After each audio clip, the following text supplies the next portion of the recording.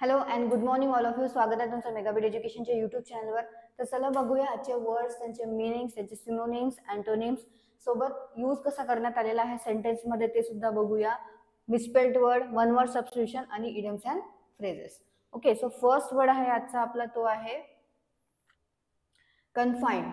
कन्फाइंडचं meaning आहे restricted in area or volume, क्रॅम्प्ड.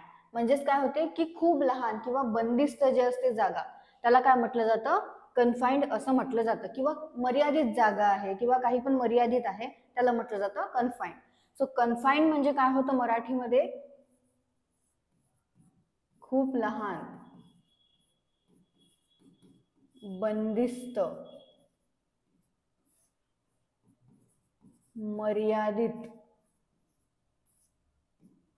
मोजका, सीमित करणे,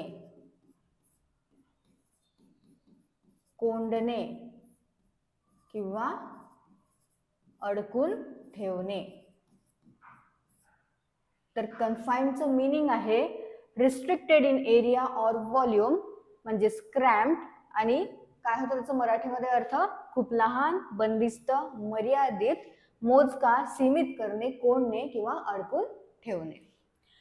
सिनोनिम्स काय आहेत त्याचे? सिनोनिम्स आहेत क्रॅम्प्ड, कन्स्ट्रिक्टेड आणि रेस्ट्रिक्टेड, आणि अँटोनिम्स आहेत ओपन, रूमी, स्पेशियस, लार्ज आणि गिगॅन्टिक. परत एकदा बघूया आपण मीनिंग काय आहे त्याचं मराठीमध्ये आणि सिनोनिम्स, अँटोनिम्स. सो कन्फाइंडचं मीनिंग आहे restricted in area or volume, cramped म्हणजेच मराठीमध्ये अर्थ होतो खूप लहान, बंदिस्त, मर्यादित, मोजका, सीमित करणे, कोंडणे किंवा अडकून ठेवणे. त्याचे सिनोनिम्स आहेत क्रॅम्प्ड, कन्स्ट्रिक्टेड आणि रेस्ट्रिक्टेड, आणि अँटोनिम्स आहेत ओपन, रूमी, स्पेशियस, लार्ज आणि गिगॅन्टिक. यूज बघूया काय आहेत. हर फिअर ऑफ कन्फाइंड स्पेसेस म्हणजेच या मराठीमध्ये अर्थ काय होतो या सेंटेन्सचा, तिला बंदिस्त जागांची भीती. तर इथे कन्फाइंड म्हणजे यूज करण्यात आलेला आहे बंदिस्त म्हणून, आणि स्पेसेस म्हणजे काय तर जागा, फिअर म्हणजे भीती. तर सेंटेन्सचा मराठीमध्ये अर्थ काय होतो, तिला बंदिस्त जागांची भीती. नेक्स्ट वर्ड आहे एटिकेट.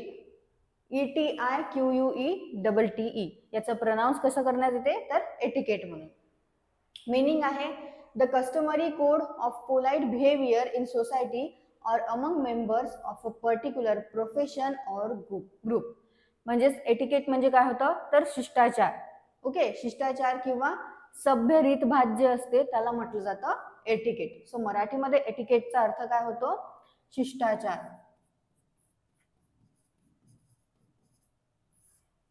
आणखी म्हटलं जातं सभ्याचार पद्धती आणि सभ्य रीतभात.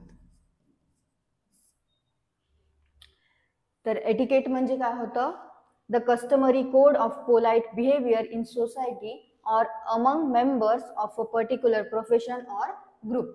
म्हणजेच मराठीमध्ये याचा अर्थ होतो शिष्टाचार, सभ्यचार पद्धती किंवा सभ्य रीतभात. सिनोनिम्स आहेत प्रोटोकॉल, पोलाइट बिहेवियर, आणि अँटोनिम्स आहेत डिसकर्टसी, इमोरॅलिटी, डिप्रेविटी आणि लिसेंटियनेस. ओके, लायसेंटियनेस.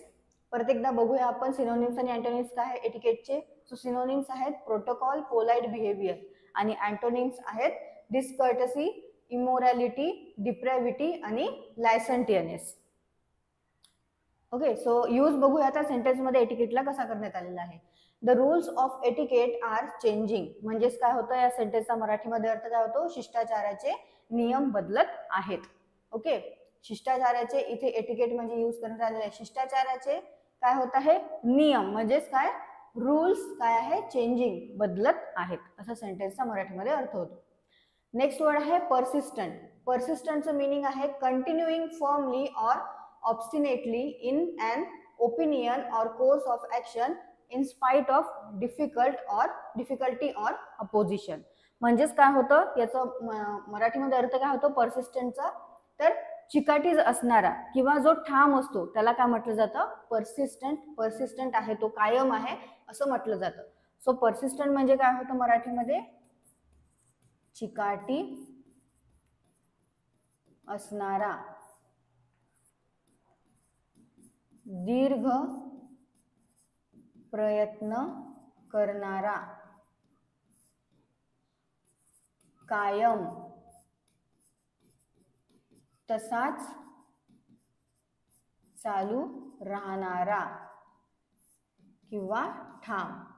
ओके, सो पर्सिस्टंटचं काय आहे मीनिंग, त्याचं मीनिंग आहे continuing firmly or obstinately in an opinion or course of action in spite of difficulty or opposition. म्हणजेच पर्सिस्टंटचा मराठीमध्ये अर्थ होतो चिकाटी असणारा, दीर्घ प्रयत्न करणारा, कायम तसाच चालू राहणारा किंवा ठाम.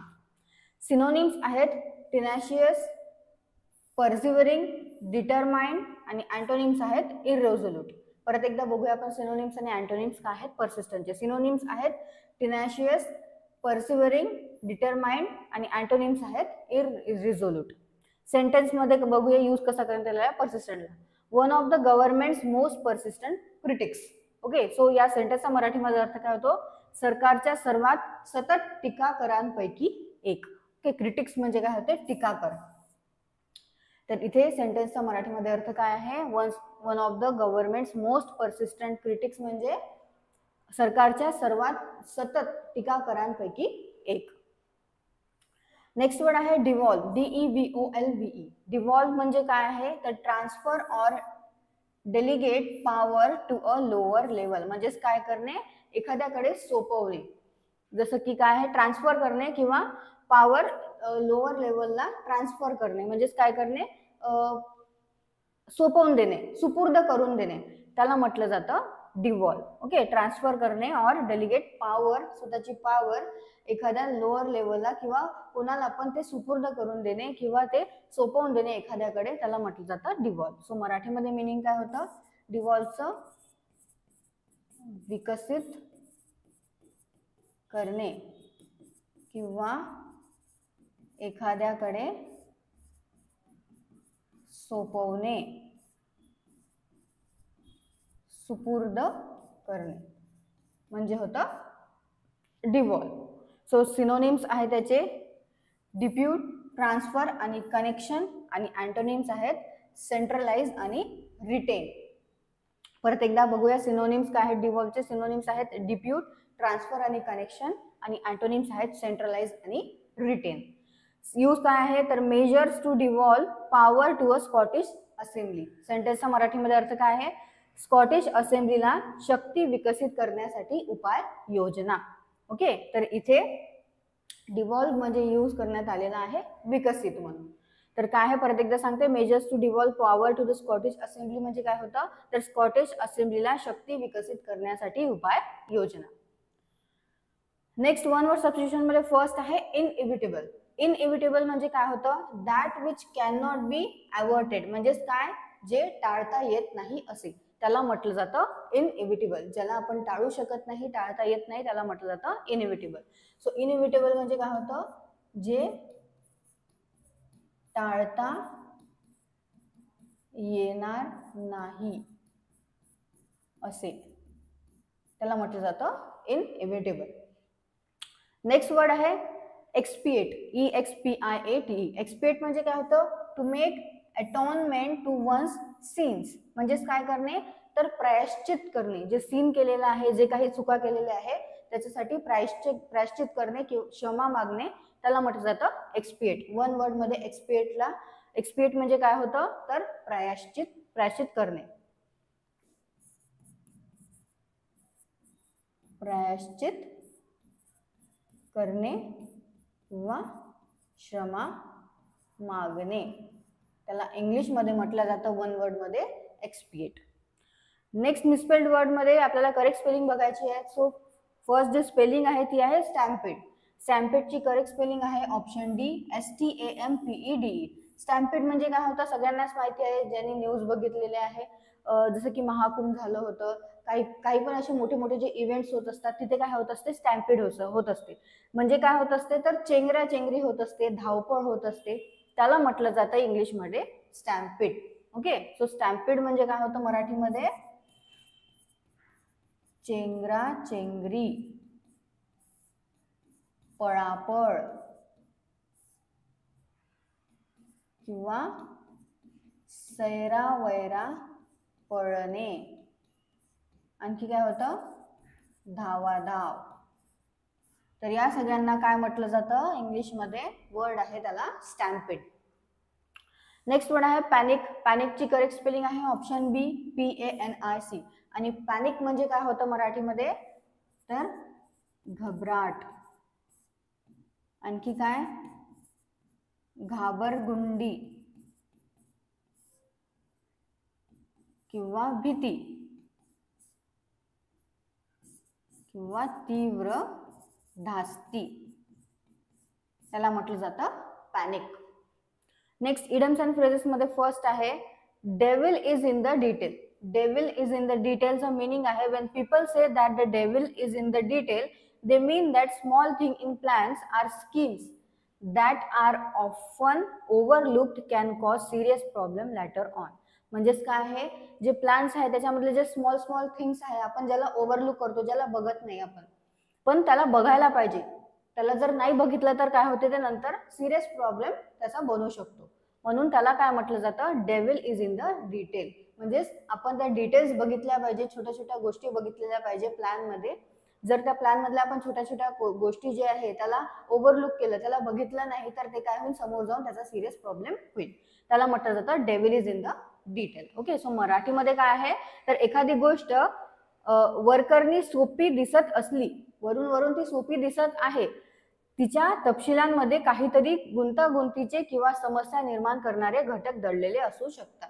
ओके, त्याच्यामध्ये काही ना काही असं गुंतागुंत असू शकते ज्या छोट्या छोट्या थिंग्स मध्ये, की ज्याच्यामुळे काय होऊ शकते, ते दुर्लक्ष केल्यामुळे त्याचा मोठी अडचण निर्माण होऊ शकते. त्याच्यामुळे त्याला म्हटलं जातं devil is in the detail.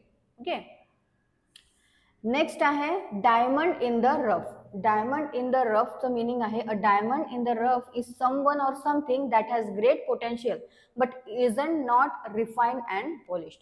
म्हणजेच ज्याच्यामध्ये खूप क्षमता आहे काही करण्याची, पण त्याला काय नाही होत आहे, तो संधी नाही मिळत आहे. पण जेव्हा त्याला संधी मिळेल तेव्हा त्या संधीचं तो सोनं करू शकतो, असं त्याचा अर्थ होतो डायमंड इन द रफचा. तर काय डायमंड इन द रफ म्हणजे एखाद्या व्यक्तीमध्ये किंवा वस्तू आंतरिक गुणवत्ता आणि प्रतिभा असणे, परंतु ती सध्याच्या स्वरूपात कच्ची किंवा अशुद्ध दिसते, पण योग्य संधी मिळाल्यावर ती मौल्यवान ठरू शकते. असा डायमंड इन द रफचा मीनिंग होतो मराठीमध्ये.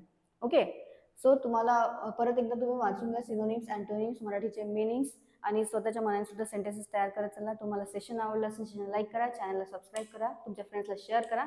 All the best all of you and thank you.